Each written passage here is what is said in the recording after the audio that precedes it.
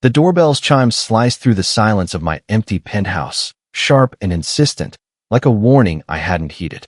I stood frozen, my fingers tightening around the edge of the marble countertop as the life I'd built, $75 million in revenue, a tech empire from nothing, teetered on the edge of a truth I wasn't ready to face. My mother-in-law's voice, venomous and cold, echoed in my mind. "You're nothing but a leech, Clara," bleeding my son dry. 3 hours earlier, I'd been thrown out of the family estate, my bags scattered across the manicured lawn like discarded dreams. Margaret, my mother-in-law, had stood on the porch, her silver hair gleaming under the sun, her words sharper than any blade. "You think your little app makes you somebody? You're a fraud, and my son deserves better."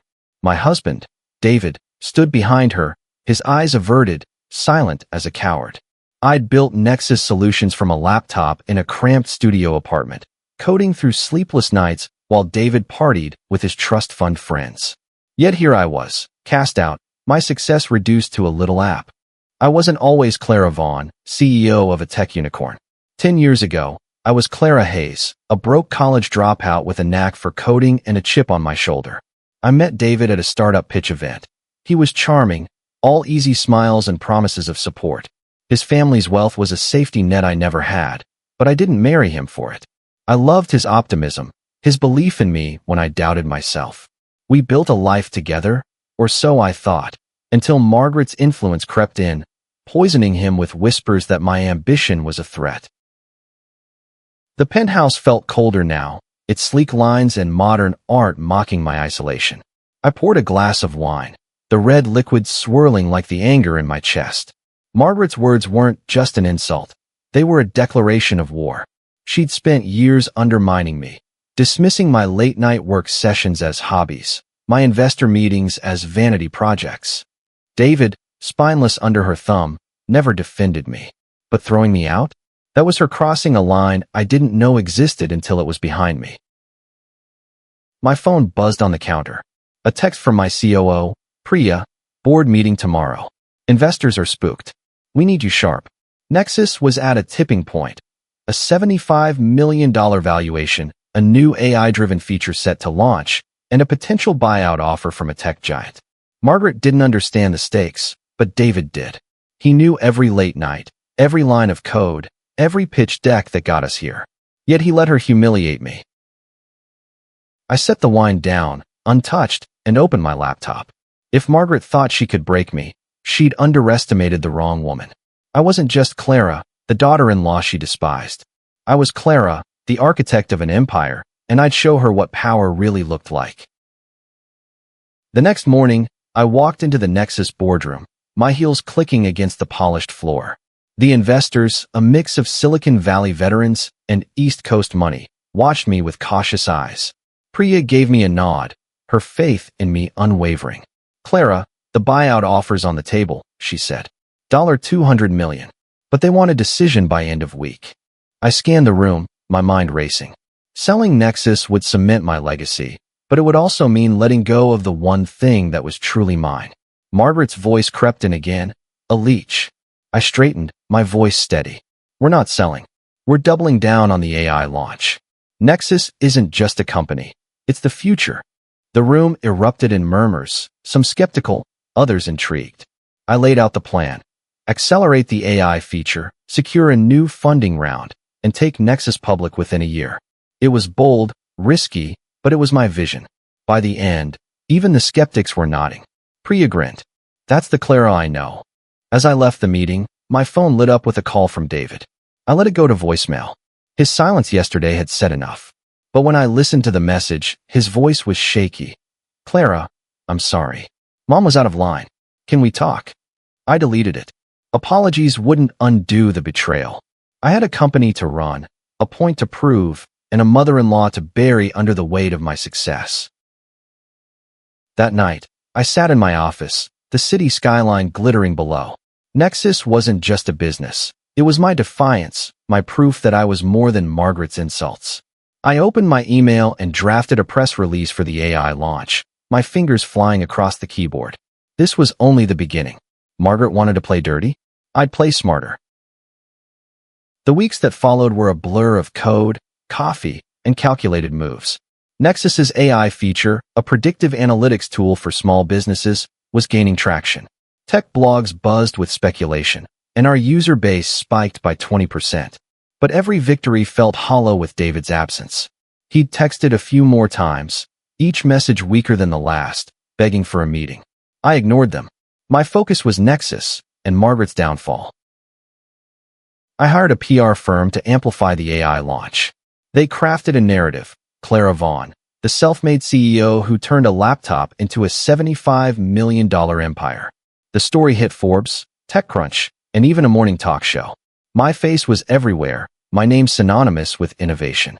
But at the family estate, I was still the Leech. Margaret's social circle, old money, older grudges, whispered about my publicity stunts. I didn't care. Let them talk. I was rewriting the narrative. One evening, Priya burst into my office, her eyes wide.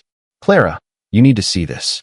She handed me her tablet, open to an X post from an anonymous account. "Clara Vaughn's empire is a house of cards. Ask her about the offshore accounts." My stomach dropped. Offshore accounts? There were none. Nexus was clean, every dollar accounted for. But the accusation was a spark in a dry forest. Investors hated rumors. "Who posted this?" I asked, my voice tight. Priya shook her head. "No clue. It's gaining traction, though. We need to respond." I leaned back, my mind racing. This wasn't random. Margaret's fingerprints were all over it. She'd always played dirty, spreading lies about my gold-digging past to her country club friends. But this was a new low. Smearing Nexus wasn't just personal, it was an attack on my life's work. I called an emergency meeting with our legal team. "Find the source," I said. "Trace the IP, check the metadata, do whatever it takes." By morning, they had a lead. The post came from a cafe near the family estate. Not proof, but close enough. Margaret wasn't tech-savvy, but she had money and connections. Hiring someone to plant a rumor wouldn't be hard. I decided to fight fire with fire. I leaked a story to a friendly journalist. Nexus Solutions under attack. CEO Clara Vaughn faces smear campaign. The article didn't name Margaret, but it didn't need to. The implication was clear. Someone with a personal vendetta was trying to sabotage me. The X-post traction fizzled as sympathy swung my way. Investors called, pledging support. Nexus's stock, if we'd been public, would have soared. But the victory was bittersweet. David called again, his voice raw. "Clara, was this Mom? Tell me you don't think she'd do this." I hung up. His doubt was another betrayal.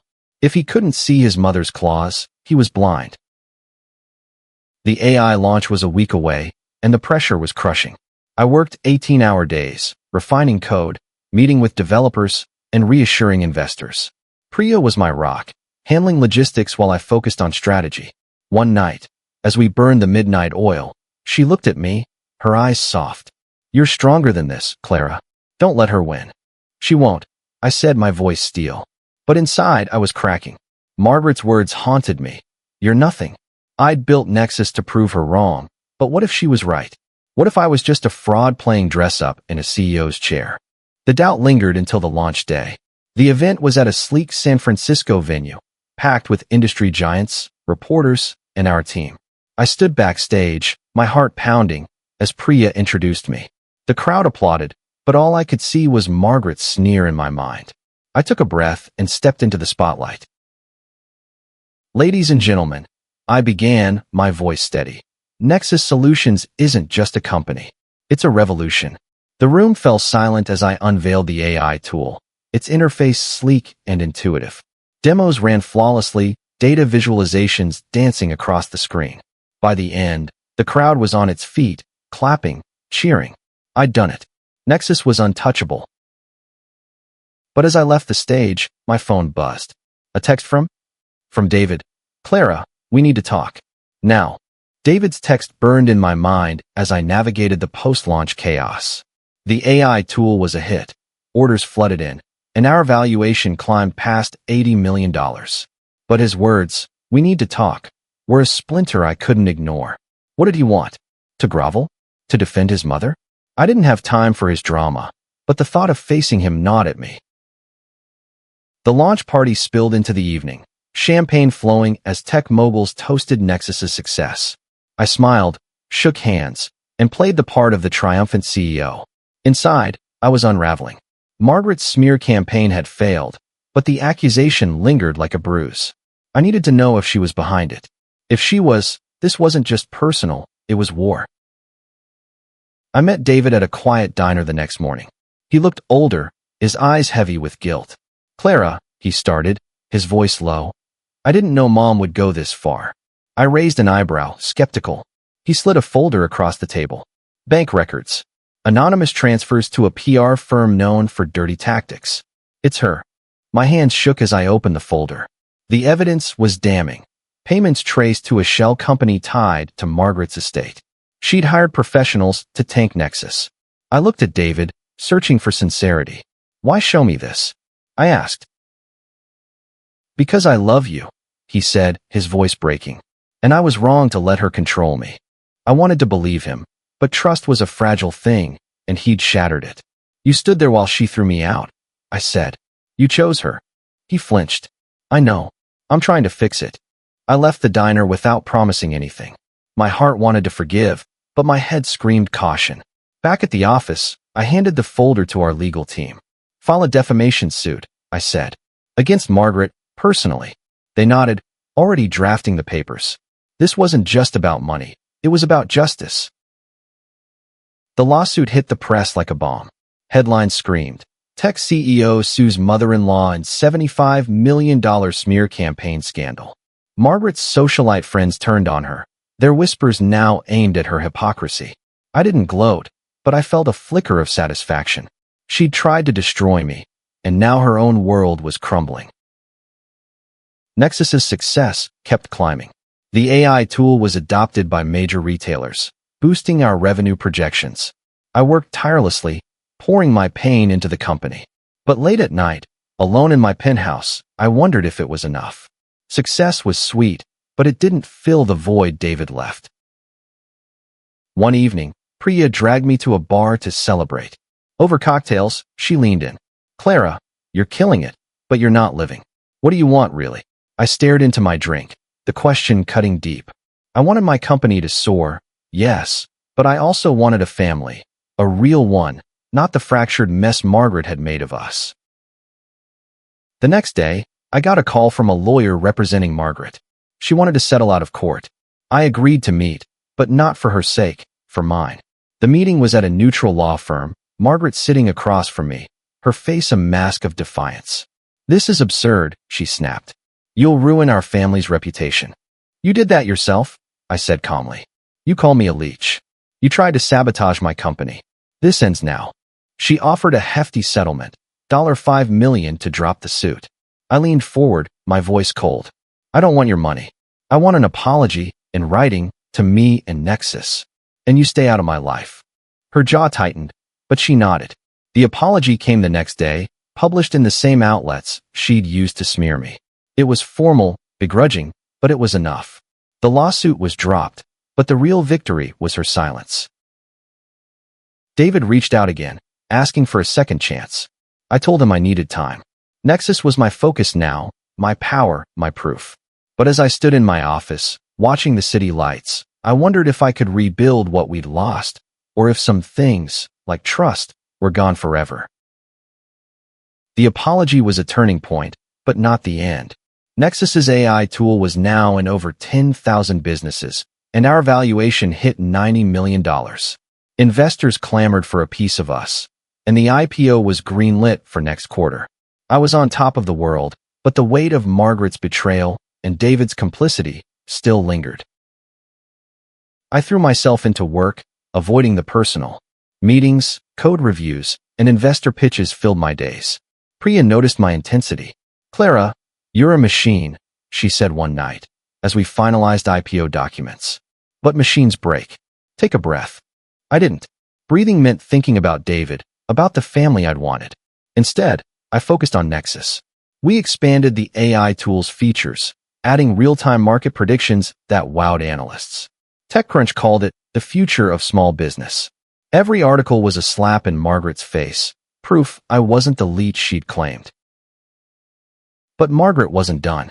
A month after the apology, I got an email from an old contact at her country club.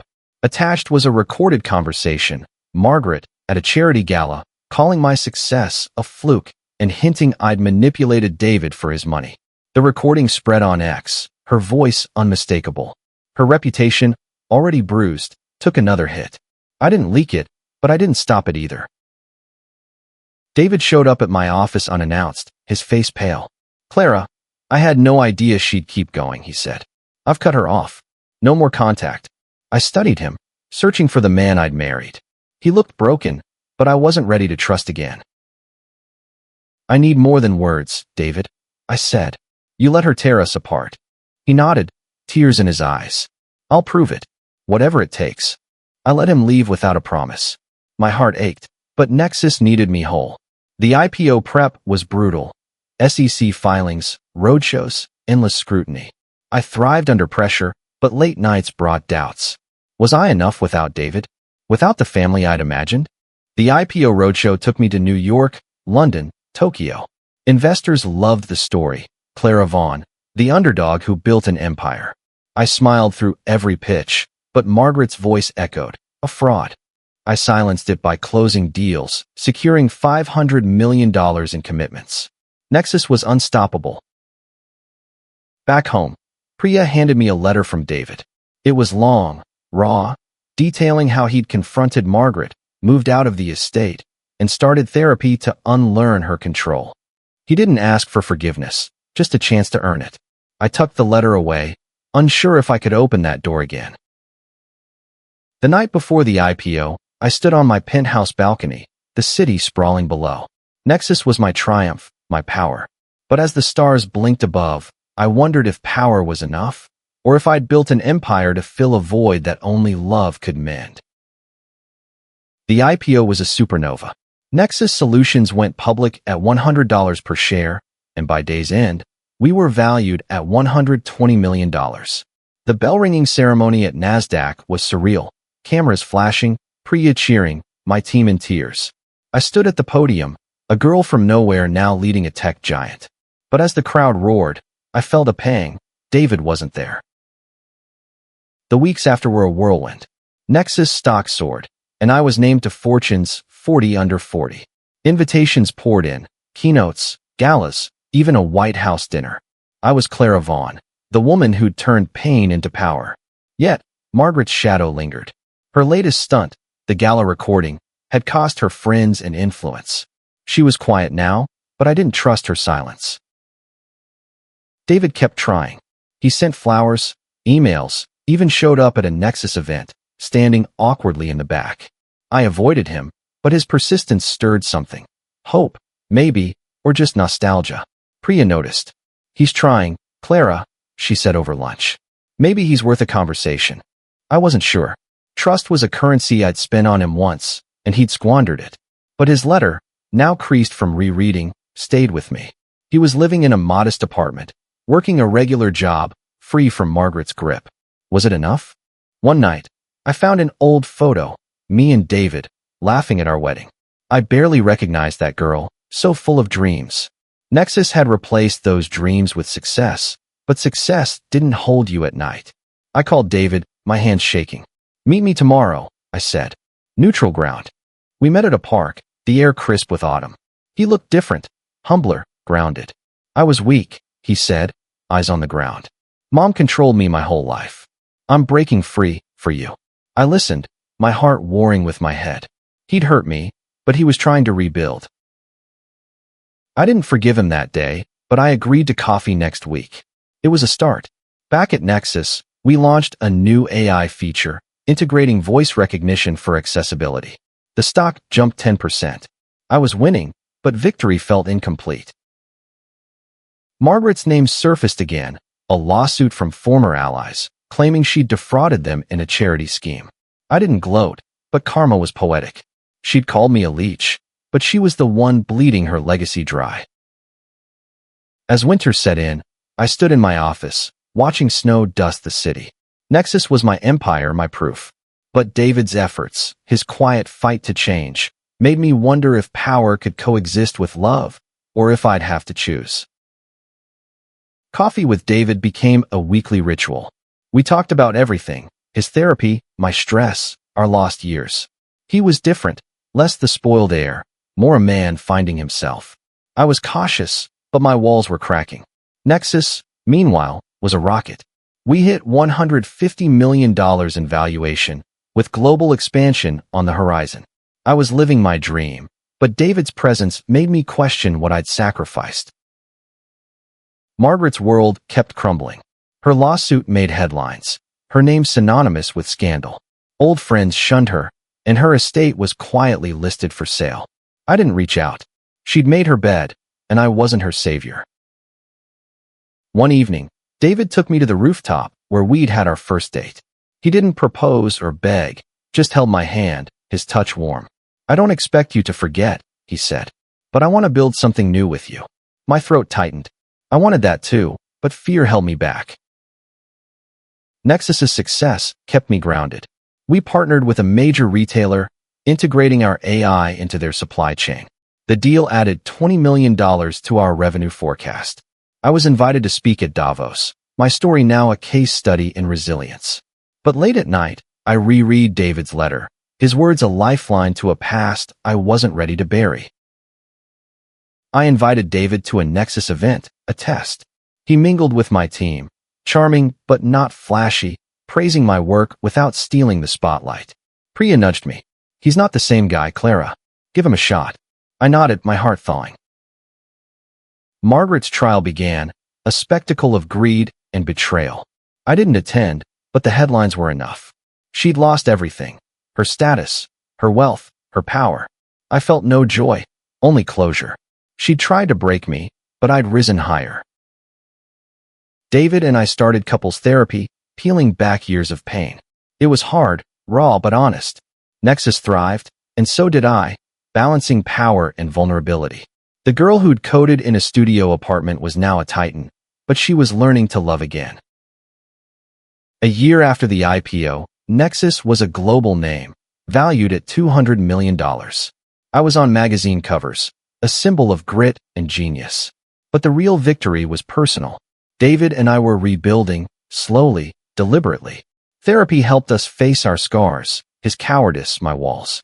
We weren't the kids who'd married, but we were something stronger, partners choosing each other. Margaret's trial ended in a guilty plea. She lost her estate, her influence, her pride. I didn't watch her fall. I was too busy rising. Nexus launched a nonprofit arm, using AI to help underserved businesses, my way of giving back. The boardroom, once a battlefield, was now my sanctuary, where I stood tall, unapologetic. One night, David proposed again, not with a ring, but with a promise. "I'm all in, Clara," he said, his eyes steady. I said yes, not to the past, but to a future we'd build together. We moved into a new home, simple but ours, far from Margaret's shadow. At Nexus's annual gala, I took the stage, my team cheering. "This isn't just my story," I said, my voice clear. "It's ours. We built this from nothing, and we're just getting started." The applause was deafening, but David's quiet smile in the crowd was louder. Margaret faded into obscurity, a cautionary tale of envy's cost. I didn't need her validation anymore. I'd built a $75 million business, then doubled it. I'd faced her hate and won. But the real power was in the life I was building now, with David, with Nexus, with myself. As I stood on my balcony, the city alive below, I felt whole. I wasn't just Clara Vaughn, CEO. I was Clara, the woman who'd turned pain into power and power into purpose. The stars above seemed to agree.